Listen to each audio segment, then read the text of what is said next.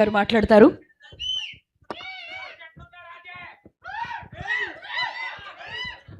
అందరికీ నమస్కారం. ముందుగా మా పార్టీ అధినేత, మన పార్టీ అధినేత, డిప్యూటీ సీఎంగా ఈ రాష్ట్రంలో విప్లవాత్మకమైనటువంటి మార్పులు తీసుకొస్తున్నటువంటి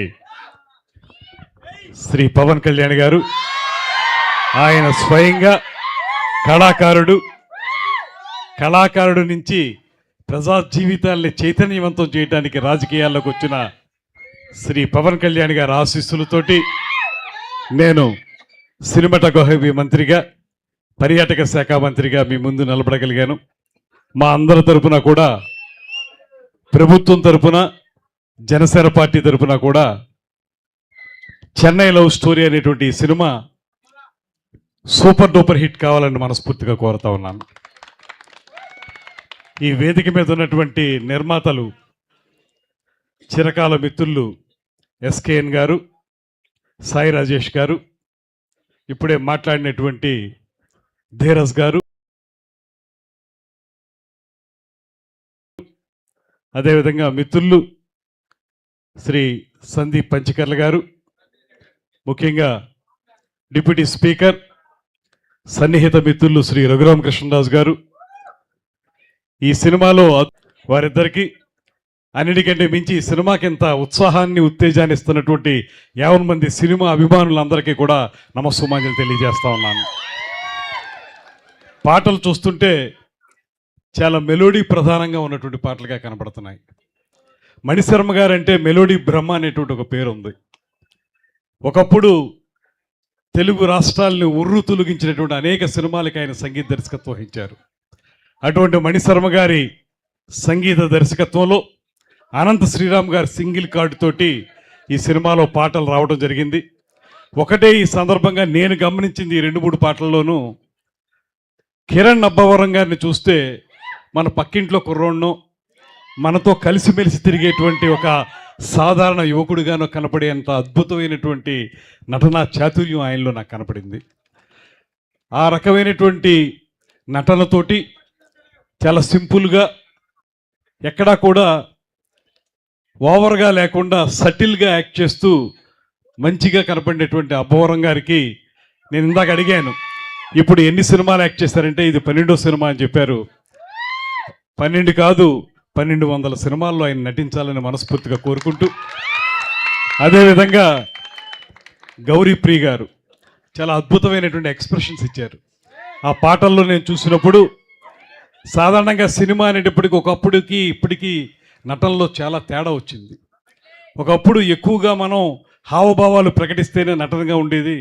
ఇప్పుడు సటిల్గా యాక్ట్ చేయటం, తక్కువ మోతాదులో నటించటం, ఎంత అవసరమో అంతే నటించటం అనేటువంటిది ప్రధానంగా ఉన్నటువంటి సినిమాలు ఇప్పుడు వస్తూ ఉన్నాయి.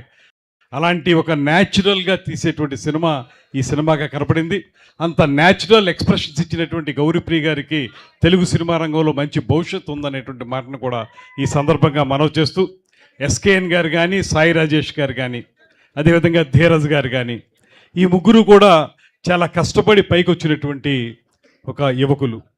వీరు సినిమా తీయటం విషయంలో చాలామంది దగ్గర శుశ్రూష చేసి, వారందరి దగ్గర ఉన్నటువంటి అంశాలని నేర్చుకుని ఒక అద్భుతమైనటువంటి సినిమాలను తయారు చేయాలనేటువంటి ఆలోచనతో వారు చేసిన ప్రయత్నాలన్నీ కూడా ఇప్పటివరకు సఫలీకృతమయ్యాయి.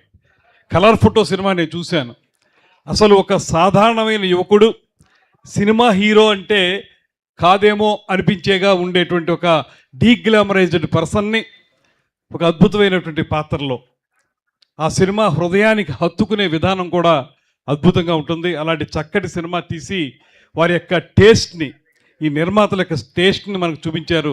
ఇప్పుడు చెన్నై లవ్ స్టోరీ కూడా వారి యొక్క అభిరుచికి తగ్గట్టుగానే తీశారు. అది మనందరి అభిరుచికి కూడా సూట్ అవుతుందని నేను మనస్ఫూర్తిగా నమ్ముతూ ఆ సినిమా హిట్ కావాలని మనస్ఫూర్తిగా కోరుకుంటున్నాను.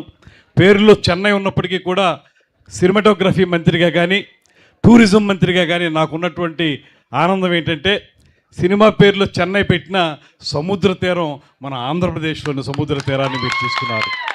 చీరాలు కానీ, అక్కడ సూర్యలంక కానీ, బాపట్ల కానీ, ఇవన్నీ కూడా అద్భుతమైన లొకేషన్స్ ఉన్నటువంటి ప్రాంతాలు. మీ అందరికీ నేను ప్రత్యేకంగా అభినందించేది ఏంటంటే మీరు ఈ రకంగా ఈ ప్రాంతాల్లో సినిమా షూటింగ్లు చేయడం ద్వారా, ఎందుకంటే సినిమా అనేది ఒక అద్భుతమైన మీడియం, అది ప్రజలకు చేరువయ్యేంత విధంగా మరెవరూ చేరువ కాలేరు.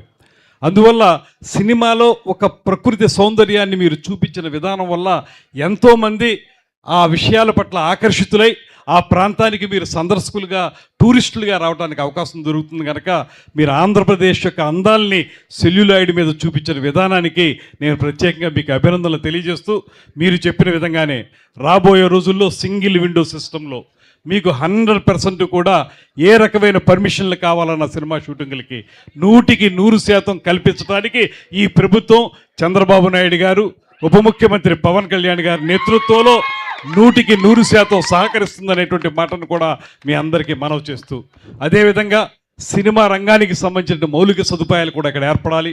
స్టూడియోలు కానీ, రికార్డింగ్ థియేటర్లు కానీ, రికార్డింగ్ థియేటర్లు కానీ, డబ్బింగ్ థియేటర్లు కానీ ఇవి కూడా ఇక్కడికి రావాల్సిన అవసరం ఉంది.